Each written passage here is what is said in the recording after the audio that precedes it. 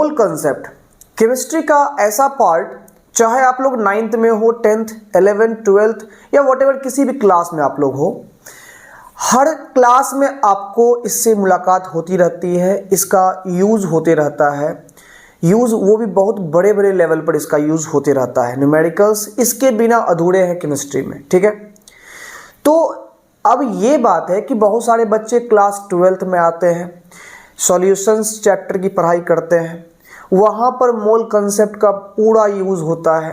अब बात यह है कि उन्हें मोल कैसे फाइंड करते हैं, इसमें परेशानी आती है। आप में से बहुत को भी आ रही होगी, बहुत बच्चे मोल सीखने आए होंगे इस वीडियो में, बहुत बच्चे मोल कॉन्सेप्ट पढ़ करके आए हैं, लेकिन फिर भी उनको बहुत सारा डाउट्स रहता है, सवाल जल्दी सॉल्व उनसे नहीं होते हैं। तो आज के इस वीडियो में हम लोग कंप्लीटली स्टडी करेंगे कि मोल क्या होता है, मोल कैसे कैसे हम लोग निकाल सकते हैं एक्सपेरिमेंट से या कैलकुलेट करके, ठीक है। हम लोग सारी बातें करेंगे। मोल कॉन्सेप्ट क्या है डिटेल में आज हम लोग समझेंगे, ठीक है। क्योंकि जब हमने कंसंट्रेशन टर्म पढ़ाया तो बहुत बच्चे को प्रॉब्लम आ रही थी मोल्स फाइंड करने में, मोल को समझने में। आज के इस वीडियो में हम लोग इसी बात को डिटेल में स्टडी करेंगे। तो हेलो बच्चों, मेरा नाम अमन सिंह, आप देख रहे हैं आपका अपना प्यारा सा चैनल अमन केमिस्ट्री। अगर आप लोग नए आते हैं यहाँ पर तो आप लोग वीडियो को देखिए, समझिए, चैनल को सब्सक्राइब करिएगा, वीडियो को लाइक करिएगा ज़रूर ही, और कमेंट में ज़रूर बताना है कि कैसा लगा आपको वीडियो, ठीक है। चलिए समझते हैं मोल है क्या। सबसे पहली बात तो प्यारे बच्चों आपको हम बता दें कि हमारे पास टोटल जो बेसिक या फंडामेंटल फिजिकल क्वांटिटी है, बेसिक फिजिकल क्वांटिटी है, वो 7 है, ठीक है। लेकिन 1970s से पहले ये 6 थी। 7वीं जो बेसिक क्वांटिटी है वो 1970s के बाद आई, ठीक है ना। वो 7वीं क्वांटिटी आई है अमाउंट ऑफ सब्सटेंस के रूप में, जिनका यूनिट के रूप में हम लोग मोल का यूज़ करते हैं, ठीक है। अब बात यह है कि अमाउंट ऑफ सब्सटेंस तो मास के रूप में भी हम लोग दिखाते हैं, जिसको ग्राम, किलोग्राम, इन सब में मेज़र करते हैं। तो बात यहाँ पर यह आने लगी कि अगर बहुत छोटे से पार्टिकल की बात करें, ऐसा पार्टिकल जिसका कि मास इतना नेग्लिजिबल हो कि हम लोग कल्पना भी नहीं कर सके, जैसे एटम का, इलेक्ट्रॉन का, है ना, इतना छोटा पार्टिकल होता है कि माइक्रोस्कोप में भी नहीं देख सकते हैं, तो फिर उनके मास की कल्पना कैसे करोगे, कितना ग्राम होगा वो। तो ऐसे सिचुएशन को हैंडल करने के लिए एक नया टॉपिक केमिस्ट्री में इंट्रोड्यूस किया गया है, वो है मोल कंसेप्ट, है ना। जैसे कि सिंपल बात आपको बता दें कि क्या होगा अगर चीनी जो है दाने के हिसाब से बिकना शुरू हो जाए, तो क्या वो बिक पाएगी? नहीं, क्योंकि दाने के हिसाब से चीनी बेचोगे तो कितने दाने के हिसाब से बेचोगे, तो फिर उसका हिसाब लगाना भी बहुत मुश्किल होगा। अब मेज़रमेंट भी हम लोग करते करते दिन रात एक कर देंगे, तब जाकर के कहीं एक चुटकी चीनी बेच पाएंगे, है ना। तो इसीलिए लोग क्या करता है, उसके कई सारे ग्रुप्स को मिला करके उसका नंबर्स के नहीं हिसाब से, उसके मास के हिसाब से उसको लोग बेचता है ना। अब ऐसे ही हम बात करें, अगर एक एटम के मास को ग्राम में हम लोग लिख तो लेंगे, लेकिन उसको समझना, उसे फील करना ये बहुत ही मुश्किल होगा। तो ऐसे स्थिति में क्या करेंगे हम लोग? ऐसे स्थिति में हम सोचेंगे कि चलो भाई कुछ एटम का ग्रुप बनाते हैं। ऐसा नंबर, इतने नंबर का ग्रुप हम लोग बनाएंगे जिन नंबर्स में एटम को लेने के बाद उनका मास, उनका जो है मास समझना भी आसान हो जाए, उनका जो है क्या कहते हैं स्टडी करना, उन्हें न्यूमेरिकल में यूज़ में लाना, सवाल उनका सॉल्व करना, ये हमारे लिए आसान हो जाए। सबसे बड़ी बात समझने लायक हो जाए, ऐसी क्वांटिटी हम लोग लेंगे। तो प्यारे बच्चों, मोल कुछ नहीं, एक ग्रुपिंग नंबर है। मोल क्या है? एक ग्रुपिंग नंबर है। जैसे कि छोटी छोटी चीज़ों को बड़े पैमाने पर हैंडल करना है, मेजरमेंट करना होता है, तो हम लोग दर्जन का यूज़ करते हैं, है ना। 1 दर्जन, 5 दर्जन, 10 दर्जन। उसी तरह से मोल कंसेप्ट में भी क्या होता है ना, एटम के कुछ ग्रुप को लेकर के मोल डिज़ाइन किया गया है। अब मोल के हिसाब से हम लोग एटम को काउंट करेंगे ताकि उन्हें समझना और उन्हें सॉल्व करना आसान हो सके। तो प्यारे बच्चों शुरुआत करते हैं, ध्यान से सुनिएगा। 7वीं फिजिकल क्वांटिटी के रूप में मोल को इंट्रोड्यूस किया गया। सर ये मोल होता क्या है? तो प्यारे बच्चों mole is nothing else but only a number, but only a number. Mole क्या होता है? ये कुछ खास चीज नहीं है, केवल क्या है, एक नंबर है ना। ये एक ग्रुप को रिप्रेजेंट करता है, एक ग्रुप को रिप्रेजेंट करता है जिस ग्रुप में बहुत बड़ी एक संख्या होती है 6.022 10 to the power 23। ये इतना बड़ा नंबर है, मतलब कि ये बहुत ही बड़ा नंबर है। सवाल समझो यहाँ पर कि 6 0 2 2 कर दो पॉइंट पूरा करके, 10 पर यानी 1 पर 20 जीरो डाल दो। कहने का मतलब यहाँ पर है 6022 पर 20 जीरोस। हम लोग अगर गिने तो कहाँ तक गिनेंगे? इकाई, दहाई, सैकड़ा, हजार, 10,000, लाख, 10 लाख, करोड़, 10 करोड़, अरब, 10 जीरो हुआ ना, 10 अरब, खरब, नील, है ना।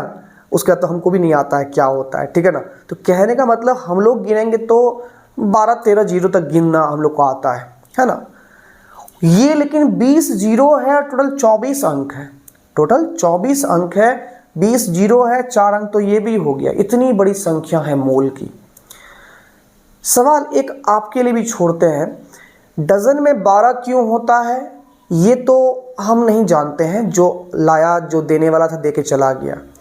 मोल में इतना ही नंबर क्यों रखा गया, यही नंबर क्यों लिया गया, ये आप लोग को समझना है, ठीक है ना। आप लोग को कमेंट में बताना है मोल में इतना ही नंबर क्यों लिया गया है। चलिए ठीक है, फिलहाल जानिए ग्रुप ऑफ इतने पार्टिकल को हम लोग जो है जस्ट एक मोल बोलते हैं। जैसे कि ग्रुप ऑफ 12 को हम लोग डजन पढ़ते हैं, उसी प्रकार से ग्रुप ऑफ इतने को हम लोग क्या पढ़ेंगे? 1 मोल पढ़ेंगे। क्या पढ़ेंगे? 1 मोल पढ़ेंगे। सवाल ये है कि इतना बड़ा पार्टिकल है, इतना ज़्यादा संख्या में पार्टिकल है, इसको तो कैलकुलेट भी नहीं कर पाएंगे, इसको तो गिन कैसे पाएंगे।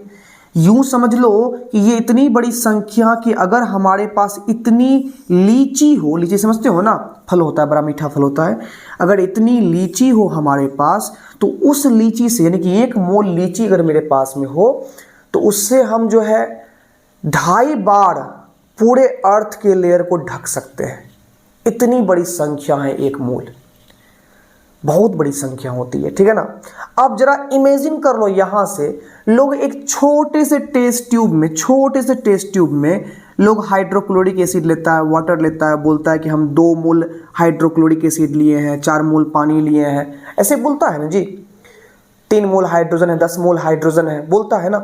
मतलब एक छोटे से टेस्ट ट्यूब में 4 मोल, 5 मोल, 10 मोल इतने पार्टिकल आ रहे हैं। मीन्स सोच सकते हो कि मॉलिक्यूल का साइज कितना छोटा होता होगा कि 4 मोल, 5 मोल जैसा बड़ा नंबर एक छोटे से टेस्ट ट्यूब में समा गया। मीन्स मॉलिक्यूल बहुत ही छोटे साइज के होते हैं, ठीक है। अब ध्यान देना, जब इस मॉलिक्यूल इतने पार्टिकल को गिनना संभव नहीं है तो फिर मोल निकालते कैसे हैं? तो प्यारे बच्चों मोल को फाइंड करने का कुछ बेसिक सा तरीका है, ध्यान दीजिएगा। मोल 2 तरह से कैलकुलेट किए जा सकते हैं। यहाँ पर हम अगर डिटेल में 11th के डिटेल में ना जाए, हम लोग यहाँ बेसिक की बात कर रहे हैं। यहाँ से आप 11th में हो, कुछ बच्चे 12th में हो, वो भी इस वीडियो देख रहे हो, तो यहाँ बता दें मोल को 2 तरीके से हम लोग फाइंड कर सकते हैं। एक नॉर्मल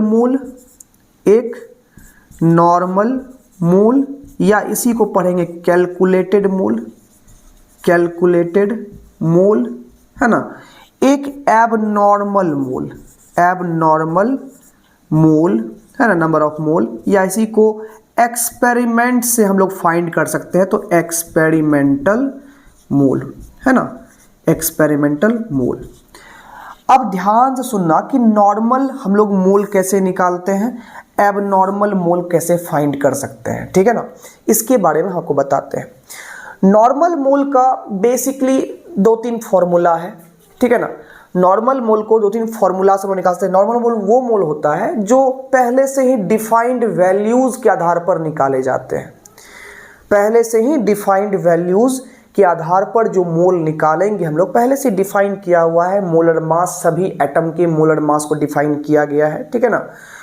मोल में ऐसी संख्या ली ही गई है जो मोलर मास का स्टडी करना आसान हो गया, ठीक है।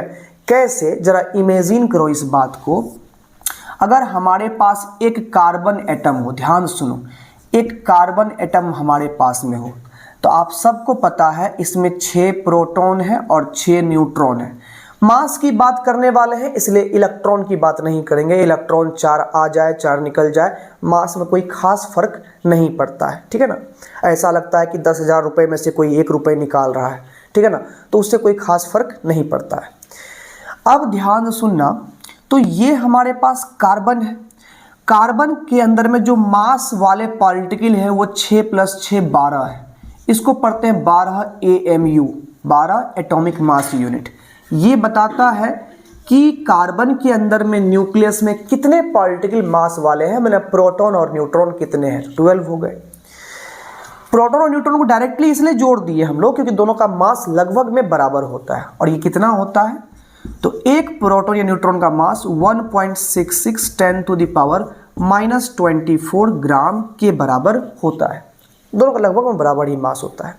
तो ये आ गया एक कार्बन एटम का मास, किसमें, ग्राम में आ गया। एक कार्बन का मास, सोच सकते हो ये कितना पावर -24 है, मैंने बहुत ही छोटा वैल्यू है।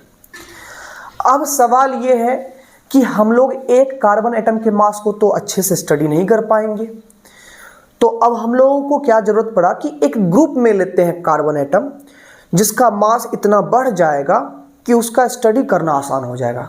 तो सवाल ये आया कि ये ग्रुप में नंबर लेंगे तो कौन नंबर लेंगे, 1000 एटम लें, करोड़ एटम लें, खरब एटम लें, क्या ले, तो कुछ भी लोगे ना, 1000 करोड़ कुछ भी ले लोगे यहाँ पर, तो इतना बड़ा नंबर आएगा जिसको याद रखना या बार बार कैलकुलेशन में लेके आना बहुत ही डिफिकल्ट हो जाएगा।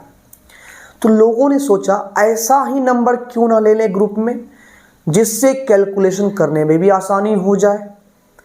तो लोगों ने क्या किया, ये जो आप नंबर देख रहे हो, एक AMU का जो मास है, इस नंबर का ही रेसिप्रोकल ले लिया ग्रुप में। ध्यान सुनो, जितना छोटा ये नंबर है उसका रेसिप्रोकल उतना ही क्या होगा, बड़ा होगा। 1/1.66 10⁻⁻24 इसका रेसिप्रोकल ले लिए। यही रेसिप्रोकल बच्चों, यही रेसिप्रोकल हो गया 6.022 10⁻23 जिसे एवोगाड्रो नंबर बोलते हैं, जो एक मोल को निरूपित करता है। अब जरा सोचिए, एक मोल में अगर इतने पार्टिकल हमने लिए हैं, अब हमें सवाल में कहा गया कि कार्बन का बताइए, एक मोल कार्बन का मास कितना होगा, तो एक कार्बन का मास था 12 × 1.66 10⁻⁻24 ग्राम। एक मोल कार्बन का निकालना पड़ा तो मल्टीप्लाई किए 6.022 10⁻23। चूंकि ये दोनों एक दूसरे का रेसिप्रोकल है कि नहीं है, रेसिप्रोकल ही है ना जी, तो इन दोनों गुना करने पर कितना हो जाएगा, रिजल्ट 1 हो जाएगा ना। तो ये 12 × 1 कितना रह जाएगा, 12 ग्राम ही रह जाएगा। कितने मोल की बात की हम लोग, 1 मोल की बात की है पर मोल, ठीक है ना।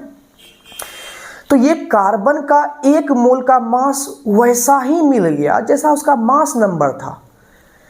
यही तो मास नंबर के बराबर ही मोलर मास निकालने के लिए मोल में इतना ही नंबर लिया गया जो कि मास नंबर के बराबर ही कौन सी दे दे, मोलर मास। अब इस 12 ग्राम को समझना भी आसान हो गया। जरा सोचो, तुम्हारे पास कहा जाए कि 12 ग्राम कार्बन तुम्हारे हाथ में है, तुरंत तुम बोल दोगे अगर ये 12 ग्राम है सर तो पक्का 1 मोल होगा, और बिना गिने तुम बोल दोगे सर उसमें इतने पार्टिकल होंगे, क्योंकि डिफाइंड हो चुका है। प्रोटॉन न्यूट्रॉन तो पहले से डिफाइंड है ना जी एटम में, इसी के हिसाब से ना 12 हम लिखे हुए हैं, ठीक है।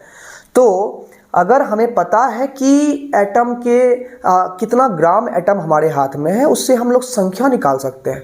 12 ग्राम एटम है कार्बन तो पक्का ये 1 मोल होगा, यानी इतनी संख्या में कार्बन है। 24 ग्राम है तो पक्का इसका 2 गुना एटम होगा।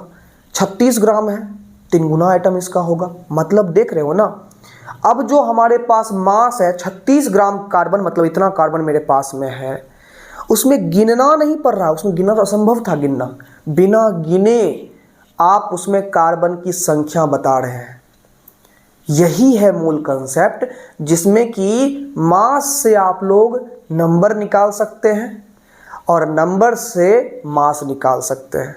यही है मूल कंसेप्ट का एक बहुत बड़ा जो है ना खेल समझ लो इसको, कि बिना गिने हम किसी भी मैटर के अंदर में घुस करके उसके अंदर में कितने पार्टिकल है, कितने मॉलिक्यूल है, वो काउंट कर सकते हैं।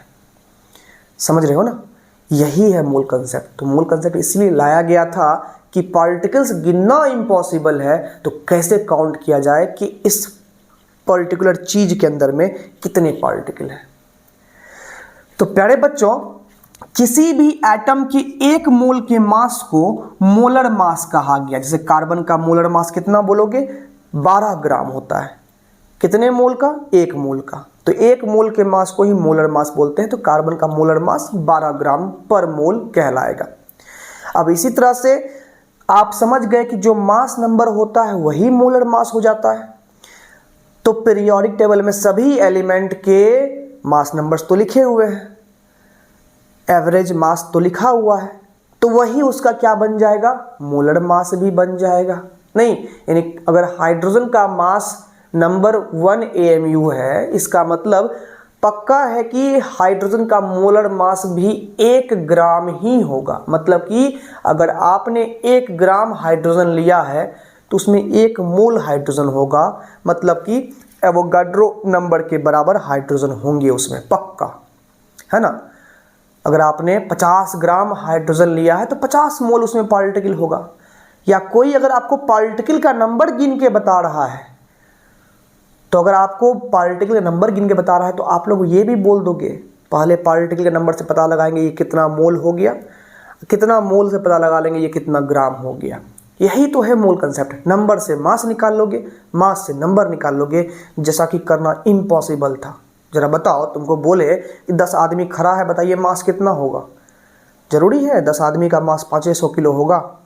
कोई ज़रूरी नहीं है। लेकिन ये ऐसा चीज़ हमको दिया है कि आप लोग नंबर से मास और मास से नंबर आराम से निकाल सकते हैं। तो समझ में आया ना यही नंबर क्यों रखा गया है? ठीक है। अब दूसरी बात, मोल निकाले कैसे, फॉर्मूला क्या है मोल का, है ना। तो ये तो एक तो बेसिक फॉर्मूला हो गया। जैसे कि देखो, तुमने मान लो कि हमारे पास कहा गया 50 ग्राम कार्बन है, बताइए कितना मोल होगा। तो सिंपल बात है, डिफाइंड है कि 12 ग्राम जो है वो 1 मोल कार्बन होता है। तो 1 ग्राम कितना मोल हो जाएगा? 1/12 मोल हो जाएगा। और 50 ग्राम हमने कार्बन लिया है तो कितना हो जाएगा? 50/12। इतना मोल हो गया 50 ग्राम में। यानी कि जो आपको मास दिया जाए उसी मास में आप मोलर मास से डिवाइड कर दो तो नंबर ऑफ मोल मिल जाता है। और ये कैलकुलेटेड मोल या नॉर्मल मोल कहलाता है। कैलकुलेटेड मोल या नॉर्मल मोल कहलाता है। मतलब कि चूंकि ये वैल्यू डिफाइंड है, परिभाषित है पहले से, तो इसलिए ये जो वैल्यू होगा वो सबका सेम आएगा। 50 ग्राम अगर कार्बन का 4 लोग मिल करके कैलकुलेट करोगे फॉर्मूला के बेसिस पर, तो सबका सेम ही आएगा मोल। लेकिन अगर एक्सपेरिमेंट किया जाए तो आप जानते हो कि साइंस में अगर एक्सपेरिमेंट होता है तो एक्सपेरिमेंट में मेजरमेंट के दौरान एरर भी आती है। और अगर मेजरमेंट के बेसिस पर हम लोग एक्सपेरिमेंटल मोल निकाल रहे हैं, तो जब मेजरमेंट में एरर आ रही है तो नंबर ऑफ मोल काउंट करने में भी एरर आएगी, जो में भी इसके बराबर हो भी सकता है, नहीं भी हो सकता है। वैसे ही मोल को एबनॉर्मल या एक्सपेरिमेंटल मोल कहते हैं। जैसे एक इक्वेशन है बड़ा फेमस, PV = nRT। यहाँ कोई गैस है जो सिलेंडर में पैक है, इस तरह से पिस्टन लगा हुआ है ऊपर से, ठीक है ना। टेम्परेचर इसका दिया हुआ है कितना है, ठीक है। वॉल्यूम गैस का दिया हुआ है वो कितना है, ठीक है। अब यहाँ पर R का मान मान लो कांस्टेंट है, R कांस्टेंट ही है, उसका वैल्यू दिया हुआ रहता है। तो बताइए हम लोग क्या कि यहाँ पर इस पिस्टन पर प्रेशर मापने वाला बैरोमीटर लगा दिए और पता कर लिए कि यहाँ पर कितना प्रेशर लग रहा है। ये एक्सपेरिमेंट किए, एक्सपेरिमेंटल वैल्यू है प्रेशर का। तो ये जो नंबर ऑफ मोल, ये n यहाँ नंबर ऑफ मोल है, n का फॉर्मूला क्या आएगा? PV/RT आएगा। अब ये 3 चीज मान लो फिक्स है तो प्रेशर पर n डिपेंड करेगा। अब एक्सपेरिमेंट 4 लोग करेगा, चारों लोग के एक्सपेरिमेंट में थोड़ी थोड़ी डिफरेंसेस जरूर आएंगी। साइंस का मेजरमेंट में डिफरेंस आता ही है। एक ही दूरी को 5 लोग नापोगे ना तो कुछ ना कुछ एरर जरूर होगा, एक्सपेरिमेंट में एरर होती ही है। तो प्यारे बच्चों, यहाँ पर प्रेशर में डिफरेंस अगर 4 लोग का आ रहा है तो डेफिनेटली नंबर ऑफ मोल भी 4 लोग के अलग अलग आएंगे। सेम चीज का मोल अलग अलग आएगा। लेकिन पहले से कोई कह दिया इसमें 50 ग्राम हाइड्रोजन है, तो बताइए इसमें नंबर ऑफ मोल कितना है, तो नॉर्मल मोल तुरंत निकल जाएगा। 50 ग्राम में मास लिखेंगे, बटा मोलर मास हाइड्रोजन का रख देंगे, आराम से उसका जो है सबका मोल सेम आएगा। तो वो कैलकुलेटेड मोल है जो सबका सेम आएगा। लेकिन एक्सपेरिमेंटल मोल जो है वो डिफरेंट आएगा। तो कैलकुलेटेड मोल के लिए बेसिक 3 फॉर्मूला है जिससे हम कैलकुलेटेड मोल निकाल सकते हैं, है ना। और एक्सपेरिमेंटल मोल का ढेरिए फॉर्मूला है ना। जितना एक्सपेरिमेंट होगा अलग अलग एक्सपेरिमेंट का अलग अलग फॉर्मूला, अलग अलग नंबर ऑफ मोल का टर्म होता है सब में, ठीक है ना। तो ढेरिए पर होगे तुम लोग एक्सपेरिमेंटल मोल के बारे में। जैसे कि ये गैसियस स्टेट का ये हुआ, ऐसे ही ढेर सारा टॉपिक है, सब में मोल का यूज़ हुआ है, सब जगह से तुम एक्सपेरिमेंट में मोल निकाल सकते हो, है ना। तो प्यारे बच्चों, यहाँ पर अगर हम बात करें मोल के कैलकुलेशन की बात, 2-4 सवाल भी करेंगे, तो थोड़ा सा आप लोग इसको देख लीजिए, स्क्रीनशॉट लेना है ले लीजिए। क्या लोग यहाँ, तो ये क्लास आपके समझने का है ना कि नोट करने का है। तो आप लोग रुको, मिटा देते हैं फिर बनाते हैं। तो अगर हम बात करें नंबर ऑफ मोल्स फाइंड करने का, तो प्यारे बच्चों नंबर ऑफ मोल्स जो है फाइंड करने का 3 मेथड है। पहला मेथड है, अगर आपके पास कोई एटम हो या कोई मॉलिक्यूल्स हो या कोई आयंस हो, उसका आप लोग को वेट दिया हुआ हो। वेट जो है अगर ये गिवन हो, वेट दिया हुआ हो, तो बड़ी आसानी से नंबर ऑफ मोल निकाल सकते हैं। गिवन वेट बाय पहले से डिफाइन किया हुआ मोलर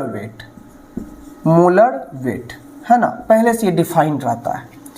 जैसे एग्जांपल लेते हैं, कहा 100 ग्राम सोडियम हमारे पास में है, इसमें कितने मोल सोडियम होंगे। तो सोडियम का मोलर मास कितना होता है बाबू, सोडियम का मोलर मास 23 ग्राम पर मोल है कि नहीं है, ठीक है ना। अब यहाँ पर नंबर ऑफ मोल निकालेंगे तो गिवन वेट 100 ग्राम बटे मोलर वेट 23 ग्राम पर मोल करेंगे, तो यहाँ पर ग्राम से ग्राम खत्म। यहाँ पर लगभग आएगा 23 4 बार में ना जी, 23 4 बार में कट जाएगा, 23 चौके हो जाएगा कितना 92 हो जाएगा। 4 पॉइंट समथिंग जो भी आए, 4.4 लगभग में जो भी आ जाए रिजल्ट, ये लगभग आएगा, ठीक है ना। 4.3 समथिंग में ये मोल आ गया, ठीक है। ये मोल निकाल लिया आराम से। मोल निकल गया तो कितने सोडियम एटम होंगे इसके अंदर में वो भी निकल जाएगा। एक मोल में एवोगाड्रोज नंबर इतनी संख्या में पार्टिकल होती है, तो इतने मोल में कितने होंगे, ये मल्टीप्लाई कर दिए तो इतने सोडियम एटम्स आ गए, Na एटम्स आ गए, है कि नहीं है, सोडियम एटम इतने आ गए। क्लियर। वही अगर मॉलिक्यूल रहेगा, मान लो पूछा 100 ग्राम कैल्शियम कार्बोनेट ले लिए, बताइए जरा सा अब क्या होगा, मोलों की संख्या, मास सेम लिए हैं, तो अब क्या निकालोगे, नंबर ऑफ मोल बराबर गिवन वेट कितना है 100 ग्राम ही है। लेकिन मोलर वेट में अब क्या है, इस पार्टिकल में 3 बातें हैं, एक कैल्शियम, एक कार्बन, 3 ऑक्सीजन। तो कैल्शियम ये वही है कि एक आदमी है, एक हाथ है, एक क्या कहते हैं, मान लो कि क्या कहते हैं इसके बाद एक सिर है, एक धर है ना, और मान लो कि 3 किसी के जो है ना हाथ पैर है, ठीक है। तो कहने का मतलब क्या हो गया, उसका पूरा मोलर मास निकालोगे तो जो डिफाइंड होगा वो सबको जोड़ देना है बस। कैल्शियम का 40, कार्बन का 12, ऑक्सीजन का एक ऑक्सीजन का 16 होता है, तो 16 गुना 3 कितना हो गया 48 हो गया। ये पहले से डिफाइंड है, ठीक है ना। ये आपको कहाँ पीरियोडिक टेबल में मिल जाएगा, ठीक है ना। ये कहोगे सर याद करना पड़ेगा क्या, तो छोटे मोटे एलिमेंट्स के नाम जो है जो कि बार बार क्लास 12th में यूज़ में आएंगे वो आप लोग याद कर लीजिएगा, 10-15 वो है याद कर लीजिएगा। लेकिन याद नहीं करना पड़ता, एग्ज़ाम में जब भी क्वेश्चन आएगा तो वो जो है उसमें मोलर मास लिखा हुआ रहता है, ठीक है ना। चाहे वो एग्ज़ाम आप नीट का ही क्यों ना दे रहे हो, छोटे मोटे एलिमेंट्स का अगर नहीं भी मिले तो कोई भारी बात नहीं है, आप लोग इतना सवाल बनाओगे कि बनाते बनाते याद हो जाएगा, ठीक है ना। ध्यान सुनो, तो ये हो गया 100 ग्राम बटे 100, ये भी जोड़ने के बाद ग्राम पर मोल, तो यहाँ पर ये कट गया तो ये 1 मोल आंसर आ गया। 1 मोल का मतलब कैल्शियम कार्बोनेट के पूरे फॉर्मूला यूनिट की संख्या 6.022 10⁻23 हो गई। सवाल कर दिया, बताइए 100 ग्राम कैल्शियम कार्बोनेट में कितने कैल्शियम एटम होंगे। तो भाई क्लियर है, एक कैल्शियम कार्बोनेट में 1 कैल्शियम है तो इतने कैल्शियम कार्बोनेट में इतने ही कैल्शियम होंगे। एक कैल्शियम कार्बोनेट में 1 कार्बन है तो इतने कैल्शियम कार्बोनेट में इतने ही कार्बन होंगे। लेकिन एक कैल्शियम कार्बोनेट में 3 ऑक्सीजन है तो इतने कैल्शियम कार्बोनेट में इसको 3 से गुना कर दो, उतने ऑक्सीजन हो जाएंगे। समझ गए ना। सवाल ऐसा भी रह सकता है, नीट में पूछा गया सवाल था इस टाइप का। एक चीज तो तुम लोग देख लो जरा सा, पार्टिकल का मास हम सेम लिए थे यहां पर, लेकिन यहां पर ज्यादा मोल आ रहा है, यहां पर कम मोल आ रहा है। इसका माने समझे, इसका मतलब यही है कि 5 किलो फुटबॉल लोगे और 5 किलो छोटका बॉल लोगे तो क्या दोनों की संख्या सेम आएगी क्या? नहीं, जिसका मास ज़्यादा होता है उसकी संख्या कम हो जाएगी, जिसका मास कम है उसकी संख्या ज़्यादा हो जाएगी। इसका मतलब मोलर मास ज्यों-ज्यों बढ़ेगा, वेट अगर सेम है तो मोलर मास बढ़ता जाएगा, नंबर ऑफ मोल गिरता जाएगा। इसी पर सवाल था नीट में। 1 ग्राम दिया गया हाइड्रोजन, 1 ग्राम दिया गया कैल्शियम, 1 ग्राम दिया गया सोडियम और 1 ग्राम दिया गया वाटर। बोला सबसे ज्यादा पार्टिकल किस में है? तो ध्यान से देखना बस यही बात। इसका मोलर मास हो जाएगा 2, क्योंकि 1 हाइड्रोजन का 1 होता है, 2 हाइड्रोजन का कितना हो जाएगा? 2 हो जाएगा। इसका 40, इसका 23 और वाटर में 16 2 कितना हो गया? 18। सबसे कम मोलर मास किसका है? हाइड्रोजन का। तो सबसे अधिक संख्या में कौन होगा? हाइड्रोजन होगा। जो जितना कम मोलर मास का उसकी संख्या उतनी ही क्या होगी? ज़्यादा होगी। क्लियर? ये समझ में आ गया ना। तो एक फॉर्मूला ये है कि जब एटम मॉलिक्यूल, अच्छा आयन रहेगा तो क्या करेंगे, अगर 100 ग्राम सोडियम आयन दे देगा तो क्या निकलेगा इसका मोल। तो प्यारे बच्चों ये आयन जो बना है, क्यों बना है? तो इलेक्ट्रॉन लॉस करके। कोई बनता है एनायन इलेक्ट्रॉन गेन करके, और हमने बताया आपको इलेक्ट्रॉन लॉस हो या गेन हो मोलर मास पर कोई खास फर्क नहीं पड़ता है। तो यहाँ पर वही बनेगा जो यहाँ पर बना है। समझ गए ना बात को। अब बात करते हैं दूसरा फॉर्मूला मोल का क्या होता है। दूसरा फॉर्मूला है मोल का कि अगर आपको नंबर ऑफ पार्टिकल दिया हुआ रहे तो कोई नया बात नहीं है। आपके पास बोलेगा 60 आपके पास केले हैं, तो बताइए कितने दर्जन हो गए? तो 60 बटे ग्रुपिंग नंबर दर्जन का जो है 12 से कर दोगे, तुम डिवाइड कर दोगे। उसी प्रकार से 60 केले बोलेगा कितना मोल हो गया, तो ग्रुपिंग नंबर मोल का क्या होता है? 6.022 10⁻23, यानी कि एवोगाड्रो नंबर। इसको हम लोग n या Na या n0 इनसे हम लोग डिनोट किया करेंगे। डिवाइड कर दो, ये मोल निकल गया। मतलब अगर नंबर ऑफ पार्टिकल्स आपको दिया हुआ रहे तो नंबर ऑफ मोल निकाल सकते हैं, number of particles but Avogadro's number करके, ठीक है ना। ये दूसरा फॉर्मूला है, कोई भारी बात नहीं थी। लेकिन तीसरा फॉर्मूला इंपॉर्टेंट है। तीसरा फॉर्मूला क्या है मोल का, कि अगर आपके पास गैसियस वॉल्यूम दिया हुआ है, गैसियस वॉल्यूम दिया हुआ है एनटीपी या एसटीपी पर। एनटीपी क्या होता है? Normal temperature and pressure 25 degree Celsius 1 atm। STP क्या होता है? Standard temperature pressure 0 degree Celsius 1 atm, ठीक है ना। ये कंडीशन है।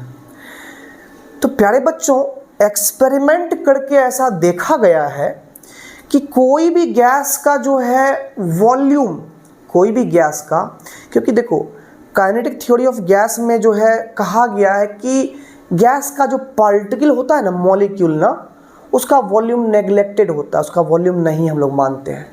ये जो हम लोग गैस देखते हैं बलून में, जो गैस भर देते हैं ना, वो एक्चुअली में उसका मॉलिक्यूल उसमें बहुत ही कम होता है। अगर मॉलिक्यूल कलेक्ट करेंगे तो इतना चुटकी भर मॉलिक्यूल भी नहीं होगा, लेकिन बलून इतना बड़ा होता है। क्यों? वो एक्चुअली में जो स्पेस है इतना बड़ा, वो गैस के बीच का इंटरमॉलिक्यूलर स्पेस है, इतना बड़ा बड़ा स्पेस है। अगर हम एक्चुअली में उस गैस के मॉलिक्यूल को कलेक्ट कर लें, ठीक है ना, तो वो बिल्कुल एक चुटकी में आ जाएगा। समझ गए बात को ना? इस पूरे रूम के, हॉल के हम गैस को जो है एक छोटे से अगर कंटेनर में चाहेंगे तो पैक कर सकते हैं यहाँ पर। समझ रहे हो ना? ये जो पूरा इतना फैला हुआ है वो क्या है? वो इंटरमॉलिक्यूलर स्पेस है गैस का। अब ध्यान से सुनना। तो कहा गया है कि कोई भी गैस हो, चाहे नाइट्रोजन गैस हो, हाइड्रोजन गैस हो, ऑक्सीजन हो, नाइट्रस ऑक्साइड हो, कोई भी गैस हो, उसका एक मोल जो होता है ना, उसको जब फ्रीली हम लोग छोड़ देते हैं तो एनटीपी पर वो 22.4 लीटर का स्पेस लेता है, माने वॉल्यूम ले लेता है। सॉरी, एनटीपी पर, पहले एसटीपी की बात करते हैं। एसटीपी पर वो 22.4 लीटर स्पेस ले लेता है। और एनटीपी मतलब क्या हुआ? थोड़ा सा टेम्परेचर बढ़ा दिए हैं। टेम्परेचर बढ़ाने से गैस भी थोड़ी सी एक्सपेंड कर जाती है, बढ़ जाती है। तो मतलब कि यहाँ पर थोड़ा सा ज़्यादा स्पेस होगा, 22.7 लीटर होगा। ठीक है ना? यहाँ पर क्या होता है, डिफाइंड पहले से कर दिया गया है कि किसी भी गैस को अगर हम एसटीपी पर छोड़े तो वो 22.4 लीटर स्पेस लेगा एक मोल गैस को, और वही एक मोल गैस को एनटीपी पर छोड़ते हैं तो वो थोड़ा सा अधिक 22.7 लीटर वॉल्यूम लेता है। अब यहाँ से सवाल क्या बनेगा? सवाल बनेगा, कहा गया कि नाइट्रोजन गैस लिया गया है 100 लीटर, 100 लीटर नाइट्रोजन गैस लिया गया एसटीपी पर, एसटीपी पर 100 लीटर नाइट्रोजन गैस लिया गया है। एक टंकी है जिसमें स्टैंडर्ड टेम्परेचर प्रेशर रखा गया है। कहा गया कि इसमें जो है 100 लीटर नाइट्रोजन गैस मेजर किया गया कि वॉल्यूम 100 लीटर है। तो बताइए अंदर में कितने नाइट्रोजन गैस के मॉलिक्यूल्स होंगे या कितने मोल होंगे? मोल निकल गया तो मॉलिक्यूल निकाल लोगे, मोल कितने होंगे ये पूछा गया। तो बड़ी सिंपल है, यहाँ पर 22.4 लीटर वॉल्यूम जो है कितने मोल गैस लेते हैं? एक मोल गैस। तो 1 लीटर वॉल्यूम कितने गैस लेंगे? 1/22.4 मोल गैस। और इसलिए 100 लीटर वॉल्यूम जो है वो कितने मोल गैस ले रहे होंगे? तो 100/22.4। इसका मतलब हो गया बाबू कि नंबर ऑफ मोल अगर निकालना है, गैसियस वॉल्यूम अगर एसटीपी या एनटीपी पर दिया हुआ रहे तो प्यारे बच्चों कुछ नहीं करना है आपको। जो वॉल्यूम जितना गैस दिया हुआ है वो गिवन वॉल्यूम ले लीजिए, given volume at STP, NTP भी हो सकता है वहां पर, बट कुछ नहीं, एक मोल के द्वारा जो वॉल्यूम ऑक्युपाइड होता है इसको बोलते हैं स्टैंडर्ड मोलर वॉल्यूम। तो स्टैंडर्ड मोलर वॉल्यूम कितना है? 22.4 है। अंतर यही होगा कि यहाँ पर अगर एनटीपी रहेगा तो यहाँ 22 पॉइंट कितना ले लेना है? 7 ले लेना है। इस फॉर्मूला से आप लोग जो है गैसियस वॉल्यूम के द्वारा भी नंबर ऑफ मोल निकाल सकते हो, फिर नंबर ऑफ पार्टिकल भी काउंट कर सकते हो। तो हो गया, मास से मोल निकाल लिए, नंबर से मोल निकाल लिए, और गैस के केस में वॉल्यूम से भी मोल निकाल लिए। तो ऐसे 3 फॉर्मूला से हम लोग जो है नॉर्मल मोल की संख्या प्राप्त कर लेते हैं। ठीक है? और इसके बाद अगर बात करें एक्सपेरिमेंटल मोल तो ढेर सारे हैं। पीवी बराबर एनआरटी भी एक्सपेरिमेंटल इक्वेशन है, उसमें भी आप लोग समझ जाओगे मोल निकालते हैं, एक्सपेरिमेंट से निकालता है। ऐसे ही आप लोग पढ़ोगे एक फॉर्मूला 12th पढ़ोगे, relative lowering of vapour pressure is equal to mole fraction of solute. यहाँ जो प्रेशर में कितना कमी आ रहा है ये एक्सपेरिमेंट करके हम लोग लिखेंगे, तब जो मोल आएगा वो भी हमारा एबनॉर्मल मोल होगा। यहीं से टॉपिक खुलता है molar mass, abnormal molar mass और नॉर्मल मोलर मास। क्योंकि मोल में क्या होता है, बेसिक फॉर्मूला भी बताए जो थे, first formula given weight by molar weight. तो डिफाइन डेफिनेशन होता है कि नॉर्मल मोलर मास क्या होता है, एबनॉर्मल मोलर मास क्या होता है। तो अगर ये मोल हमारा नॉर्मल है, कैलकुलेट करके बस हम लोग जो है पीरियड देख करके जोड़ जाकर निकाल लिए मोलर मास, तो नॉर्मल मोलर मास है। और एक्सपेरिमेंट से प्राप्त मोल के द्वारा जो मोलर मास प्राप्त करेंगे वो एबनॉर्मल मोलर मास हो जाएगा। तो इस तरीके से मोल कंसेप्ट में मोल क्या होता है, कैसे हम लोग मोल निकालते हैं, मोल क्यों लाया गया, ये सारी बातें आपको हम समझाएं। उम्मीद करते हैं बहुत कोई इसमें बहुत सारी बातें नहीं जानते होंगे, बहुत कोई जानते भी होंगे, ठीक है ना। तो प्यारे बच्चों, जैसा भी हो आप लोग इस वीडियो के बारे में राय दें कि आपके लिए हेल्पफुल है कि नहीं है। कमेंट में ज़रूर आप लोग जो है वो आग वाला जो इमोजी होता है ना वो डाल देना, एकदम 100% के लिए 10 वो इमोजी डाल देना, ठीक है ना। जितना मान लो कि कम लगा हो, कोई कोई एक को डाल सकता है, एक स्टार से समझ जाएंगे, एक आग वाला इमोजी समझ जाएंगे हाँ ठीक है एवरेज वीडियो, मतलब कि नहीं चलने वाला है। 5 के बाद से सोचेंगे हाँ चलने वाला है। 10 मतलब कि ठीक ठाक मेरा प्रोसेस चल रहा है, ठीक है ना। बाद बाकी आप लोग ऐसे पढ़ते रहें आराम से, आपके लिए वीडियोज़ हम लाते रहेंगे।